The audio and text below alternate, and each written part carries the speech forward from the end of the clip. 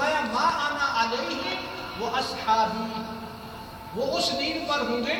جس پر میں آج اور میرے صحابہ ہیں۔ اب آپ اور ہم کے لیے یہ بڑا آسان سا معاملہ ہے بھائی، یہ دیکھنا کہ دین کون سی چیز دین ہے۔ جو چیز آپ صلی اللہ علیہ وسلم کے زمانہ میں دین تھی وہ آج بھی دین ہے۔ اب دیکھیں نا، نماز اس وقت دین تھی، روزہ دین تھا، زکوٰۃ دین تھی، حج دین تھا، عید الفطر دین تھا، عید الاضحیٰ دین تھا، یہ ساری دین تھے اس وقت۔ صحابہ کرام کے زمانے میں بھی یہ سب چیزیں دین تھی، اور آج بھی یہ اسی طریقے سے دین ہے۔ آپ نے فرمایا جس دین پر میں ہوں اور میرے صحابہ، یعنی جو چیز اس زمانہ میں ملے گی وہی دین ہوگا۔ آپ کسی عالم سے یا کسی پڑھے لکھے آدمی سے پوچھ لیجئے کہ عید میلاد النبی نبی کریم صلی اللہ علیہ وسلم کے زمانہ میں تھی؟ یہ تو اگر آپ ہندو پاکستان میں دیکھیں تو وہاں لکھا ہوتا ہے کہ یہ 32واں جلوس ہے، یعنی اس سے پہلے یہ جلوس نہیں تھے، یہ 25واں جلوس نکل رہا ہے۔ بلکہ آپ اگر تھوڑا جانے پہچانے تو لاہور میں اس جلوس کا بانی نیت اللہ نام کا ایک شخص تھا، تو کسی زمانے میں ہم نے دیکھا اس کی لکھا تھا کہ بانی جلوس عید میلاد النبی۔ تو آج سے کچھ 10 سال پہلے وہ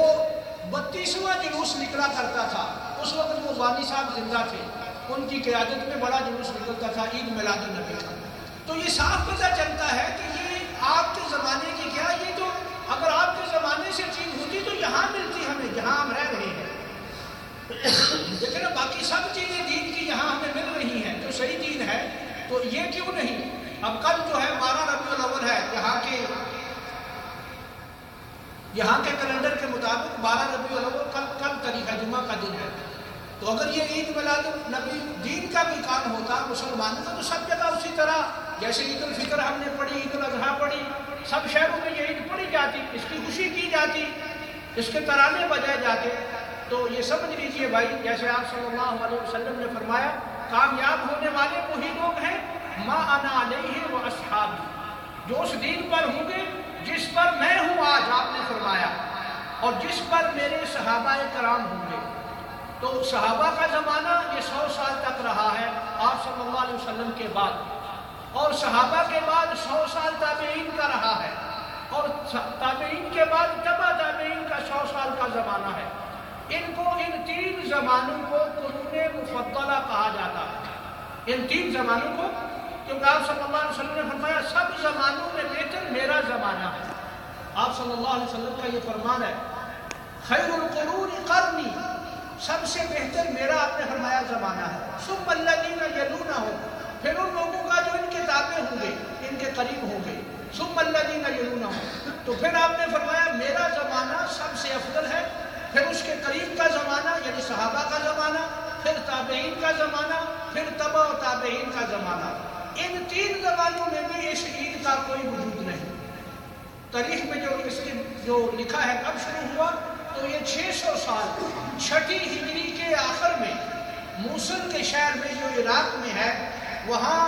لوگوں نے ایک بادشاہ کو بے دین قرار دے دیا اور اس کے خلاف وہ اٹھ کھڑے ہوئے۔ بادشاہ کو بے دین کے آگے یہ مسلمان نام کا ہے، ویسے اندر سے کھوٹا ہے، مسلمان نہیں۔ اب اس نے کچھ لوگوں سے مشورہ کیا کہ میں اپنے آپ کو کیسے مسلمان ثابت کروں، تو جن سے مشورہ کیا وہ کوئی پیٹ پرست لوگ تھے،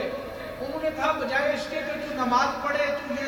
حج کرے، تو یہ تو چیزیں تیرے لیے اب کچھ نہیں ثابت ہوگی، تو نبی کریم صلی اللہ علیہ وسلم کا مولد منانا شروع کر دے۔ اس وقت میلاد کی بجائے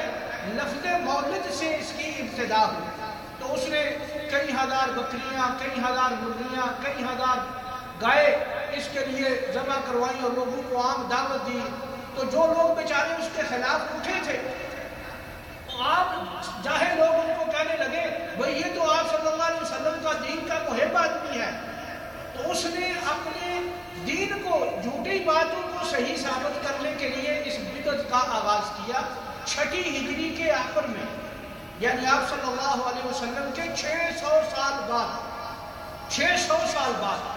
مولد کے نام سے یہ بدعت شروع ہوئی۔ پھر آہستہ آہستہ جہاں جہاں دین کے علم کی کمی تھی، دین میں سمجھ لوگوں کی کم تھی، انہوں نے اس کو، اور دین پہ چلنا لوگ نہیں چاہتے تھے، نبی کریم صلی اللہ علیہ وسلم کی سنتوں پہ عمل نہیں کرنا چاہتے تھے، صرف نام کا دین رکھنا چاہتے تھے، انہوں نے اس دین کو لے لیا، اس بدعت کو ایسے لیا، ہاتھوں ہاتھ لیا۔ اور آج بھی اگر آپ دیکھیں تو اکثریت جو اس کو خوشیوں سے مناتی ہے، نماز روزے کا انہیں کوئی اہتمام نہیں، نماز میں، دین میں، باقی دین میں وہ فرائض کو بھی پورا نہیں کرتے، ان میں بے شمار لوگ ایسے ہیں، لیکن وہ یہ سمجھتے ہیں کہ ہماری اس طریقے سے نجات ہو جائے گی، تو یہ بڑی غلط فہمی ہے، اس کو دور کر لیجئے۔ مغفرت خود نبی کریم صلی اللہ علیہ وسلم کی شفاعت، اور آپ ان لوگوں پہ کل قیامت کو راضی ہوں گے جو آپ کے دیے ہوئے دین پر چل کر کل آئیں گے قیامت کو، اور جنہوں نے دین میں نیا چیز داخل کی ہوگی، اس طرح کی بدعات شروع کر رکھی ہوگی جیسے ہو چکی ہے، تو یہ آپ صلی اللہ علیہ وسلم کے حوض سے بھی دور کر دیے جائیں گے۔ جیسے بخاری اور مسلم میں بھی حدیث ہے، آپ صلی اللہ علیہ وسلم فرماتے ہیں کہ میں اپنے حوض کوثر پہ کھڑا ہوں گا، اور میری امت کے لوگ جو وضو کے نشانی سے پہچانے جائیں گے، قیامت کو اس امت کی نشانی یہ ہوگی کہ اس کے وضو کے نشان چمک رہے ہوں گے، باقی امتوں کی یہ نشانی نہیں ہوگی، اس امت کی یہ نشانی ہوگی کہ وضو کے اعضاء چمک رہے ہوں گے۔ تو اس سے آپ یہ سمجھ لیجئے کہ وضو کرتے ہی نہیں، نماز پڑھتے ہی نہیں، ان کا حشر کن لوگوں میں ہوگا؟ آپ صلی اللہ علیہ وسلم نے فرمایا میری امت کے لوگ، ان کی نشانی ہوگی کہ ان کے وضو کے اعضاء چمک رہے ہوں گے، اور فرمایا میں حوض کوثر پہ کھڑا ہوں گا، ساتھ میرے صحابہ کرام ہوں گے، اور اس دن